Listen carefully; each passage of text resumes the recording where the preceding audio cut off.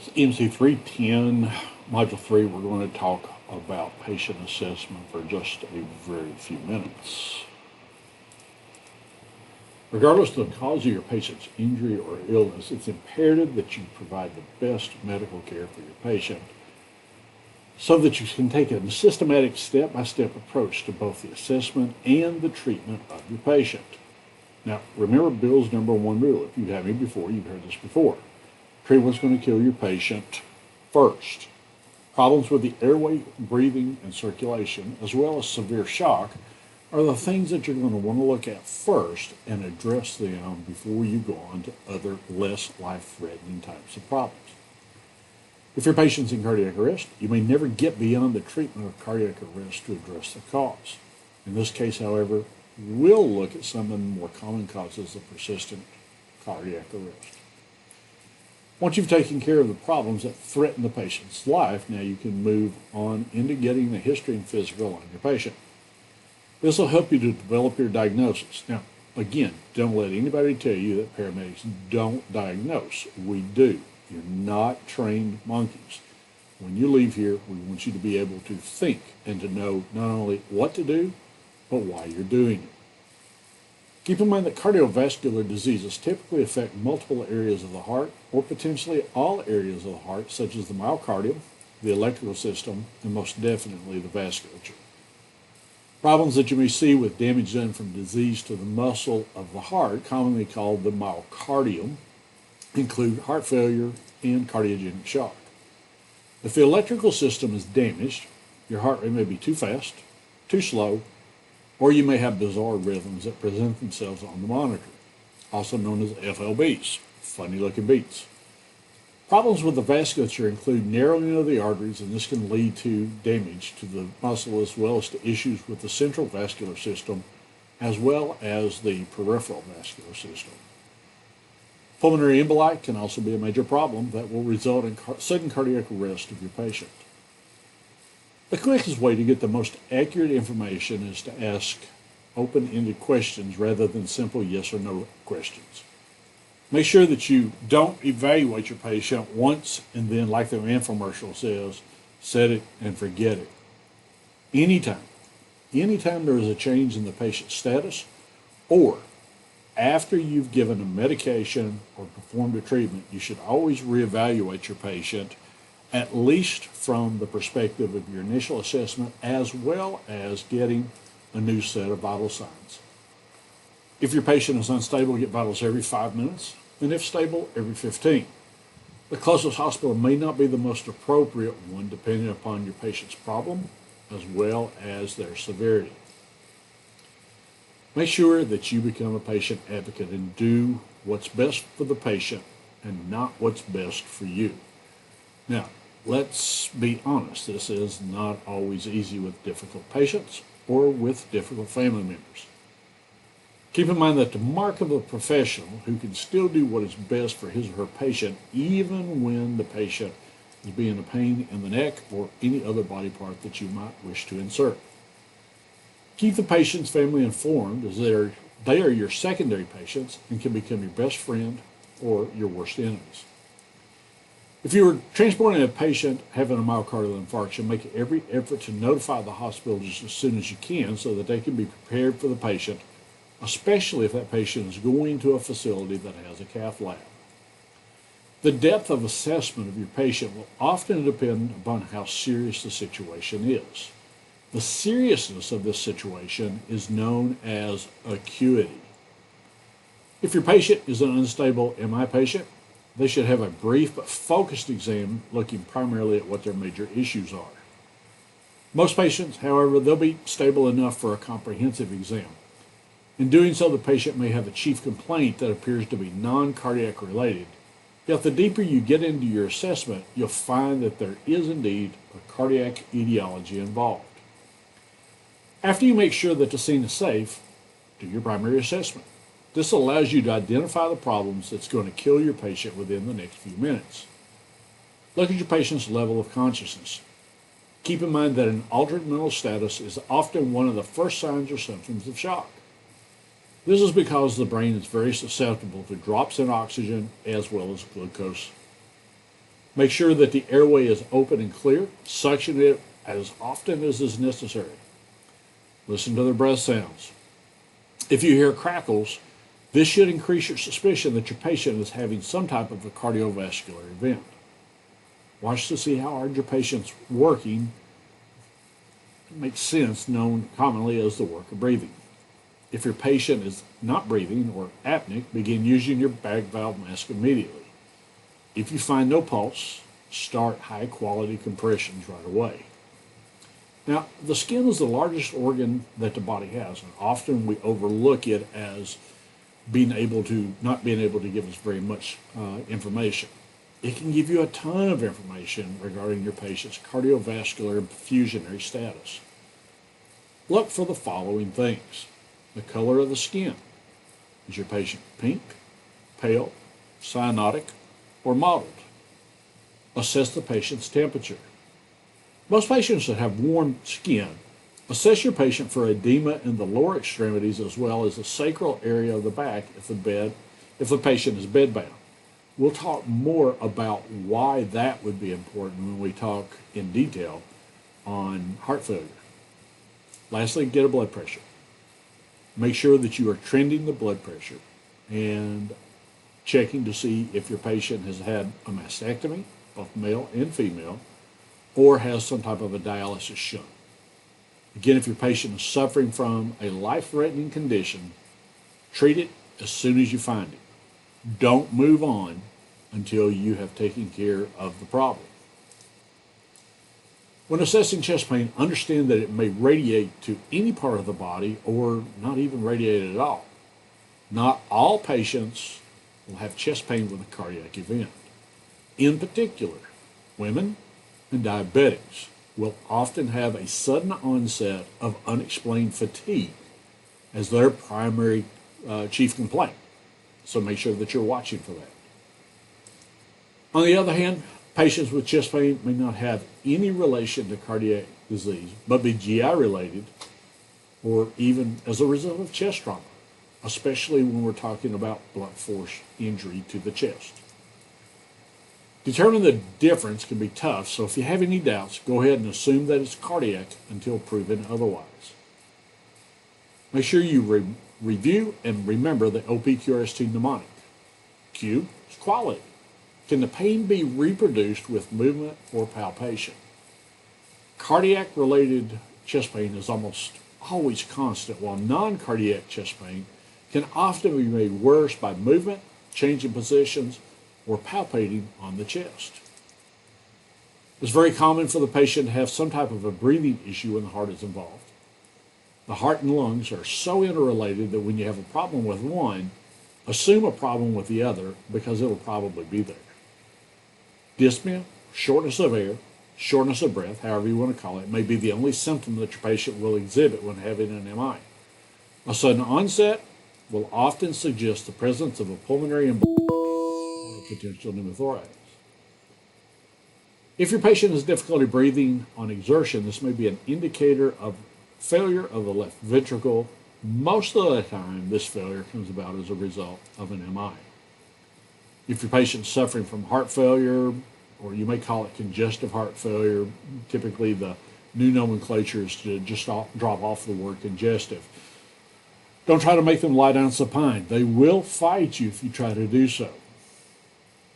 Have them assume a position of comfort. If you try to force them to lie down, they will fight you, like I said, until they stop breathing.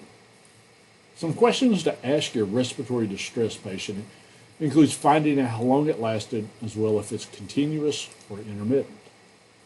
Do they have it when they're at rest, or does it come on with exertion? Did this have a slow, gradual onset over hours or days, or did it occur quickly and suddenly over a matter of just a few minutes? Does anything make this respiratory distress better or worse? In addition, find out what happens when your patient changes position. How many pillows do they sleep on? The sudden onset of difficulty breathing that awakens the patient from sleep is known as paroxysmal nocturnal dyspnea. It usually exhibits itself within about 2 to 4 hours after the patient goes to sleep. The patient will often improve once they get up into a sitting or standing position.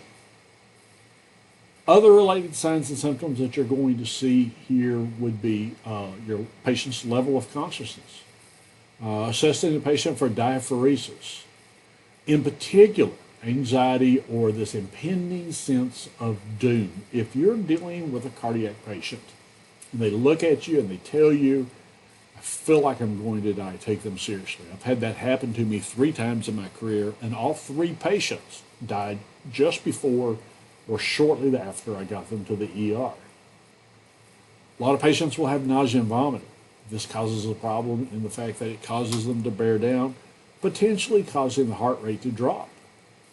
Make sure that you treat the nausea and the vomiting with appropriate doses of Zofran. Fatigue, inability or difficulty in just raising their arms because they feel so heavy.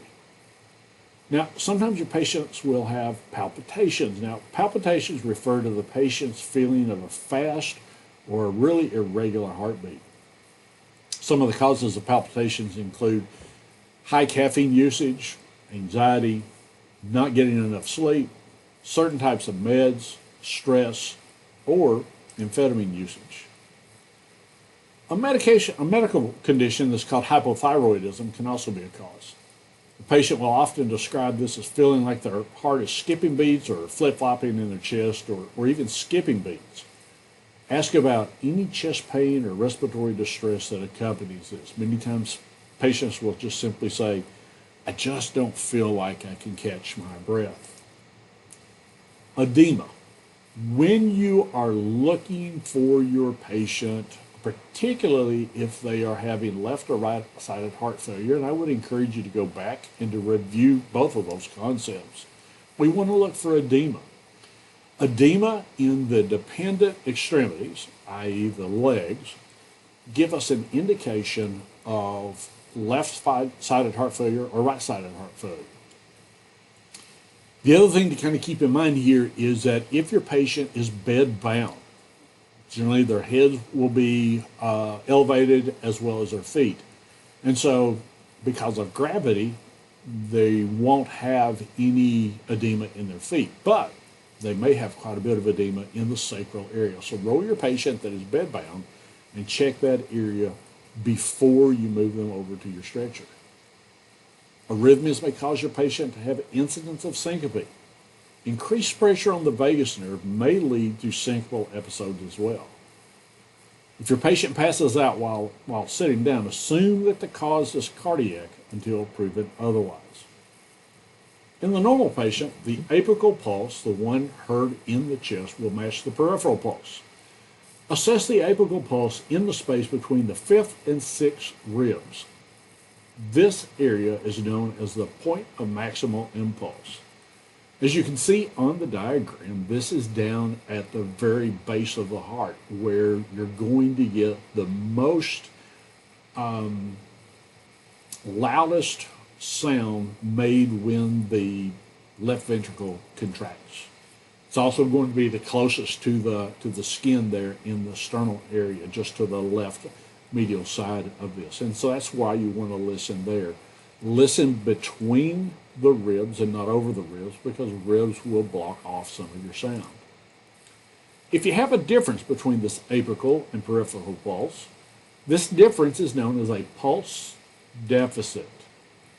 These often happen when the heart's contractions are insufficient to push blood through the body and down to the area where you're assessing the peripheral pulse. When the patient is not exerting themselves, the blood pressure has minute changes during breathing. A condition known as pulsus paradoxus exists when the systolic blood pressure will drop 10 points or more when the patient takes a breath in. And they don't even have to be taking a deep breath in. Taking this deep breath in, this drop in the blood pressure, has nothing to do with pressure on the vagus nerve. Now, you may see pulsus paradoxus in patients that have an MI, cardiac tamponade, pericarditis, or even cardiogenic shock.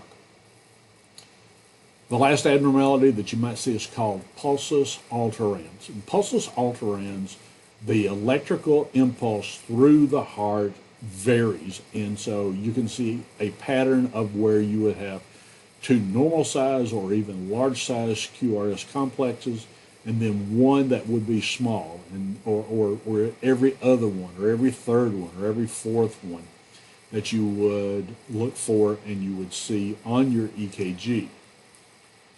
It's believed that the beat-to-beat changes in pulse strength are the result of a decrease in the number of myocardial cells contracting during alternate beats, resulting in decreased myocardial contractility. Assess as to gain if your patient has had any allergies early in the history gathering process, and most definitely before you give any medications. When a patient tells you that they're allergic to a medicine, ask them what happens when they take it. Many times, patients will confuse a negative side effect with an allergic reaction.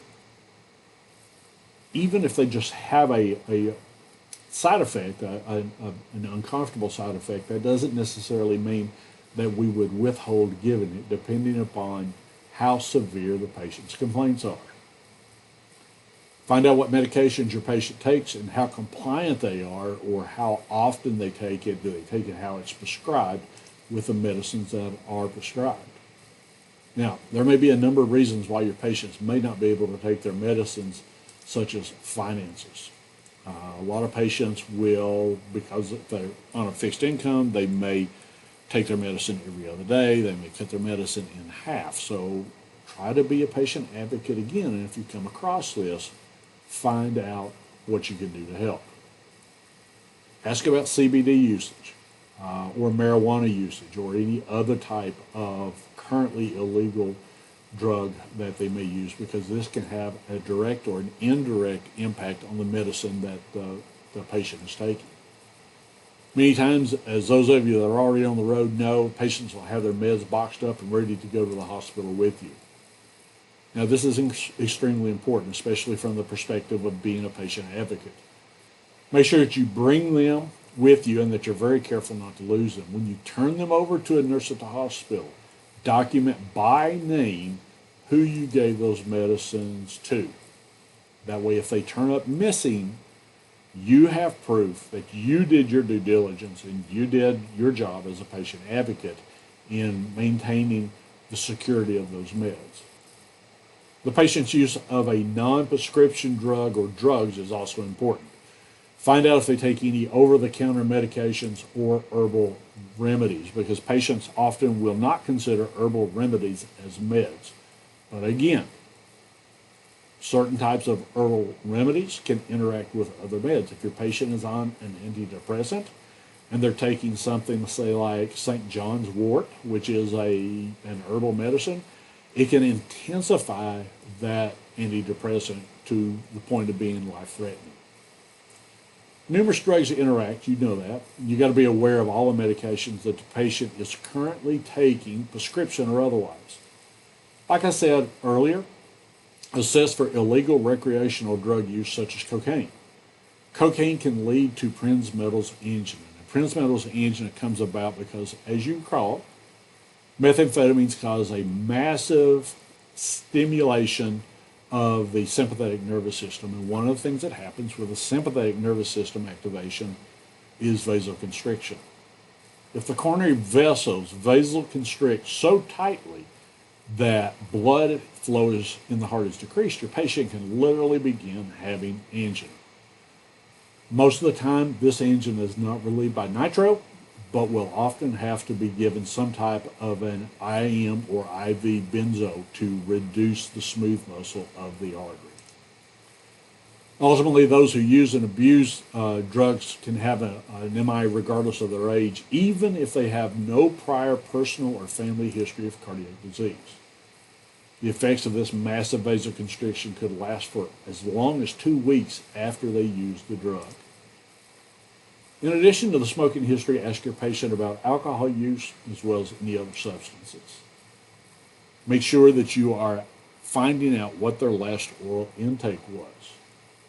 This is incredibly important because if they're going to go to surgery, you need to relay that information so that the anesthetist or the anesthesiologist can be aware of the presence or absence of a full belly, leading to the potential for an airway obstruction if the patient vomits.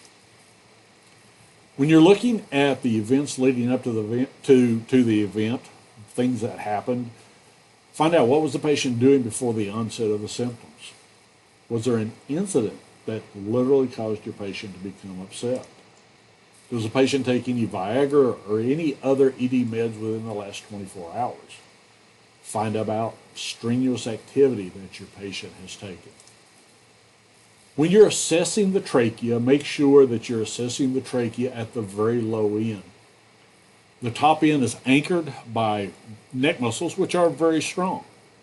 One of the things that I like to do is to take and place my index finger and my middle finger on either side of the suprasternal notch, very top of the sternum, and then slide off the suprasternal notch. If I can feel the trachea underneath one of my fingers, that's a pretty good indication that it has shifted. Remind me and I'll show you this in the lab. Jugular vein distension, also known as JVD, is best assessed while your patient is lying with a head raised at a 45-degree angle. This angle is also known as semi-Fowler's position. Watch your patient breathe. Is there any accessory muscle uses? Do you see them tripoding? Do they have a barrel chest? Do you see any sinking in of the chest wall muscles, particularly in patients who are thin? Look for any type of cabbage scars. Cabbage stands for coronary artery bypass graft. We also call that a zipper scar, mid-sternal, or a pacemaker or a defibrillator that would normally be located up near the left shoulder. Assess the patient for an abdominal aortic aneurysm. If you do have that pulsing mass in the abdomen, do not palpate it. If it ruptures, your patient will be dead in a matter of minutes. Look for your patient again for pedal edema or sacral edema that would indicate the presence or absence of left or right-sided heart failure. As I said earlier, the skin can give us a ton of information about the condition of the heart. Vasoconstriction of the vasculature will often result in the patient looking pale. If the patient looks mottled, as indicated by the picture in this slide, this might be a sign of heart failure. Make sure that you're listening for your breath sounds. Rales, also known as crackles, is indicated by thin fluid, air moving through thin fluid. Bronchi, same premise, air moving through thick fluid. With your heart tones, we'll practice these in the lab as well as in class, and we'll play some so that you can begin to hear what they are. And then lastly, assess your patient for a breathe. This is critically important when you are taking care of a patient that you are potentially considering doing carotid massage. So as we close this out, keep in mind that I want you guys, if you don't become an expert in anything else out of this course, out of this class, once you finish all these courses, I want you to be an expert in patient assessment. Because by default, if that happens, then you will be an expert paramedic nonetheless.